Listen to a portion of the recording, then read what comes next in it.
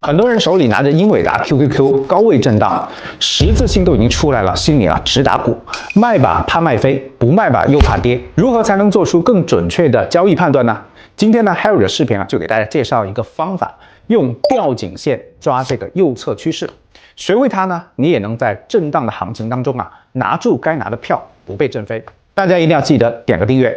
咱们先过一个内容预告。第一部分呢，我们会介绍如何用吊颈线去抓大盘的右侧趋势，另外呢，也会结合山海趋势图做第二道确认的动作，提高咱们的交易胜率。第二部分呢，也会对6只人气股做策略分析，它们分别是英伟达、特斯拉、比特币、谷歌、SOXL 甲骨文。如果没有分析到的股票呢，记得评论区给我留言，下期给我们订阅的粉丝朋友优先安排上，而且呢，订阅的朋友们还能够享有3重福利。山海趋势图7天试用，内部课的参与机会，还有我们的期权实盘代练。没有订阅的记得订阅一下哦。那我们开始今天的内容。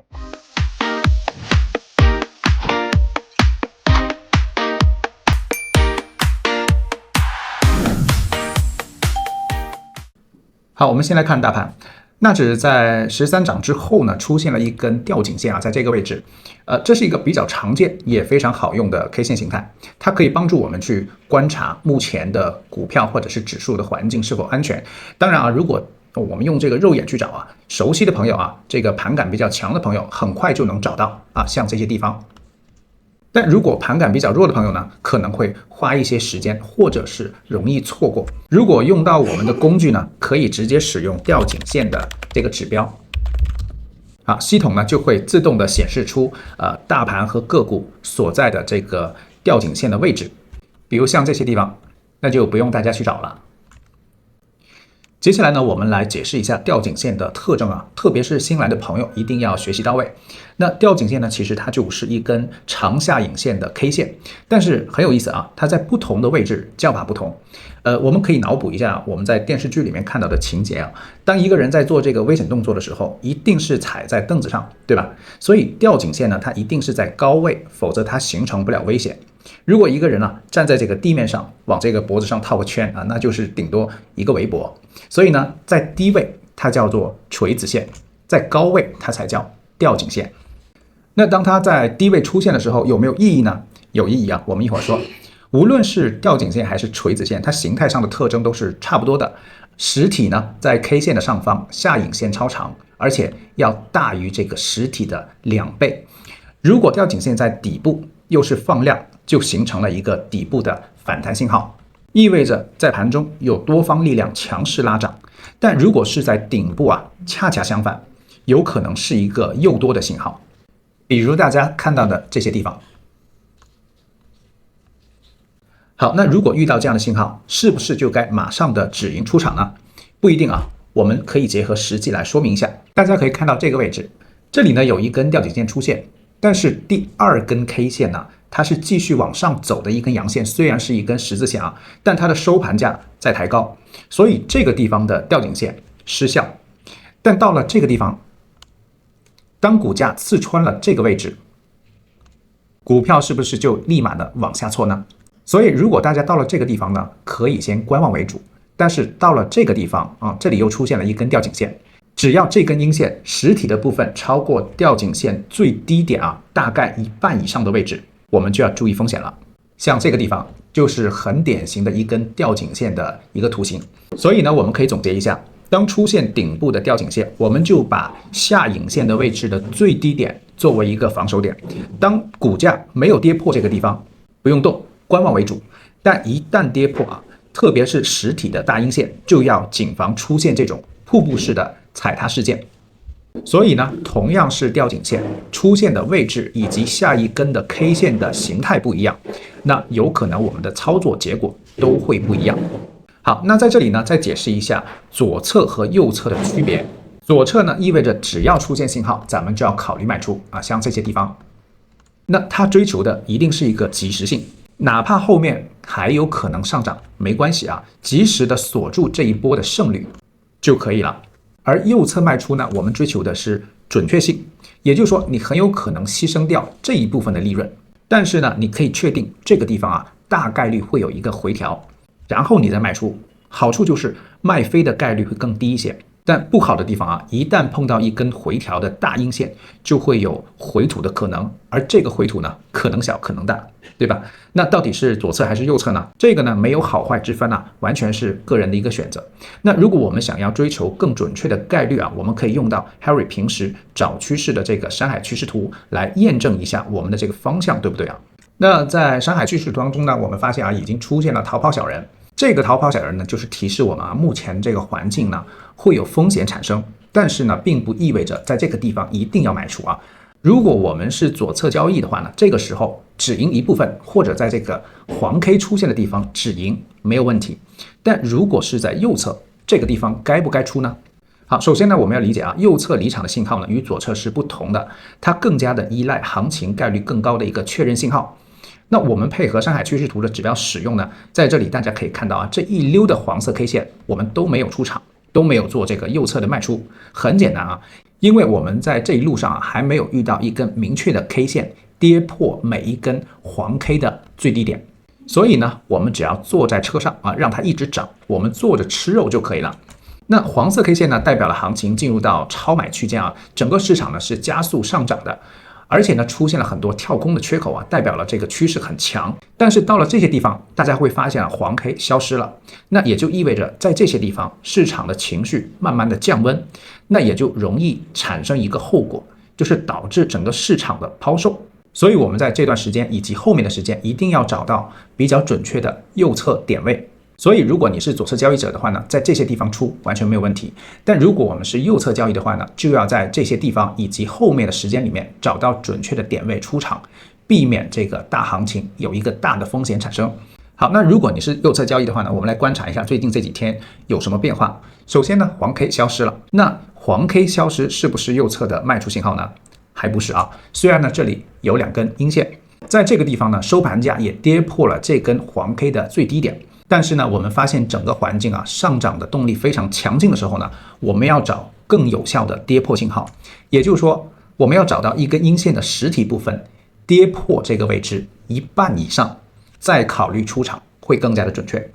好，所以呢，我们可以看到这根阴线呢，可以看出是首次试探性的破位，这个是从低位上涨以来的第一个真正意义上的右侧减仓的信号。但如果后续出现的这个阴线实体过半，跌破了这根4月17号的这个黄 K 的最低点的走势，就是更加明确的右侧开空点。也就是说，你在这个地方止盈出场，或者是反手做空都是没问题的。当然啊，如果你想要做空单的话呢，也可以等到这种有效的跌破信号至少2次以上，再来找介入的机会。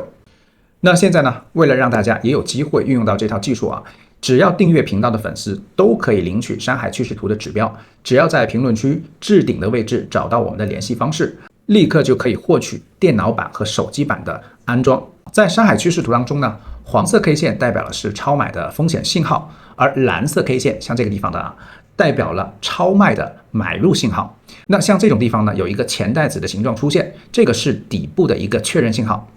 如果大家想要用图形更准确地把握住指数和个股的一个趋势情况，相信这样的一个模板呢，能够帮助到大家。也希望大家加入到我们的技术学习训练营当中。好，那以上就是大盘的部分。接下来呢，我们进入到个股。好，我们先来看英伟达。英伟达呢，虽然破了这个小前高但是它目前是没有创新高的，203.8这个地方是没有创新高的。右侧的风险呢，并不是特别的充分。这个地方呢，空方的资金没有明显的优势仅仅是一个冲高收阴这属于一个左侧的减仓信号。右侧的这个止盈条件呢，有一点点勉强。那如果想要做空的话呢，因为现在大家可以看到离这个紫色带的位置还是比较近的，暂时呢不太适合做空但是呢做多的也不太好操作我们可以等到这个股价呢跌回到这个紫色带的上沿位置，再来决定那从这个山海趋势图当中看到呢，它的黄 K 已经消失了，但是呢，最高的这根黄 K 的低点没有有效突破，所以它的右侧不明显。那我们可以留意一下这个核心位置，紫色带上沿部分呢 192.6这个位置，如果股价强势的回调到这里，有可能会出现买点。但如果这里的支撑失效，继续往下，那我们就要考虑这些位置了。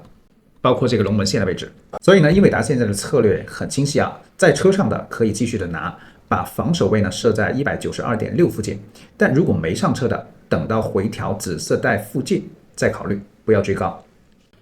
再来看一下特斯拉，特斯拉呢最近的表现相对弱一些，虽然是紫色飘带啊，但是这个趋势有一点点往下。Harold 认为呢，这个并非完全是一个坏的现象啊，因为呢现在很多的股票在高位上不上不下，很难操作啊。那对于英伟达呢，我们只需要看这几天啊能不能在紫色带的附近出现蓝 K 或者是钱袋子的信号，我们再来判断这个买点。首先呢，第一个价格的关注点呢就是在375左右的位置。